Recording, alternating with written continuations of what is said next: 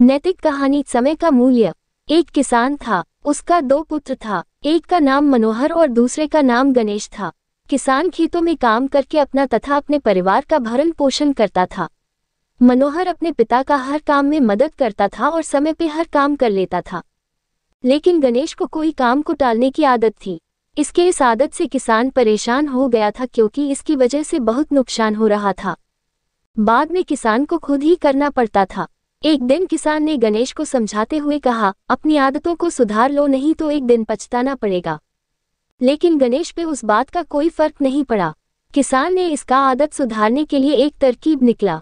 एक दिन किसान ने अपनी सारी जमीन और घर दोनों लड़कों में बांट दिया और कहा, अब से दोनों अलग अलग रहो और अपना अपना काम खुद करके कमाओ और खाओ। इस पर मनोहर ने कहा, पिताजी इसकी क्या जरूरत थी। पिता तुम चुप रहो, जाओ अपना अपना काम करो और कोई किसी का मदद नहीं करेगा, चाहे कोई कितना ही भूखा क्यों न हो। उस दिन के बाद दोनों अलग रहने लगे। कुछ अनाज भी दोनों में बांट के मिला था, इसलिए गणेश सोचा कि अभी 3-4 माह चल जाएगा, कुछ समय बाद काम करना शुरू करूंगा। इधर मनोहर अगले फसल को लगाने के लिए खेतों को तैयार करने लगा, लेकिन गणेश कल पे टाल दिया। ऐसा करते करते मनोहर नया फसल उपजा के अनाज जमा कर लिया। उधर गणेश कल शुरू करूंगा ऐसा करते करते टालता रहा। कुछ समय बाद बहुत जोरों की बारिश होने लगा, जो 3 दिन तक होता रहा। इतना बारिश होने के कारण सब खेतों में पानी भर चुका था। गणेश का अनाज अब खत्म हो चुका था। अब गणेश खेतों में कुछ लगा भी नहीं सकता था। अब गणेश को चिंता होने लगा कि मैं क्या खाऊंगा।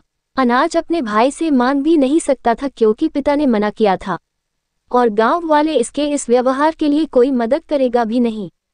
गणेश अब भारी मुसीबत में पड़ चुका था। उसको अपने पिता का बात याद आने लगा।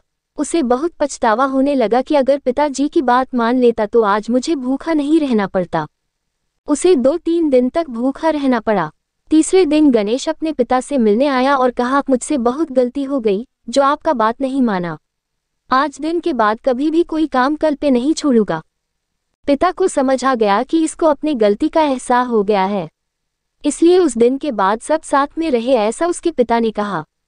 और उस दिन के बाद गणेश कभी भी शिकायत का मौका नहीं दिया। कबीर दास कहे हैं, काल करे सो आज कर, आज करे सो अब, पल में प्रलय होएगी, बहुरी करेगा कब। इसलिए हमें अपना कोई भी काम कल पे नहीं छोड़ना चाहिए, नहीं तो गणेश की तरह दुख सहने के बाद समझ आएगा। कभी ऐसा भी हो सकता है कि हमें बहुत ज्यादा नुकसान का सामना करना पड़े, इसलिए पहले ही समझ जाए।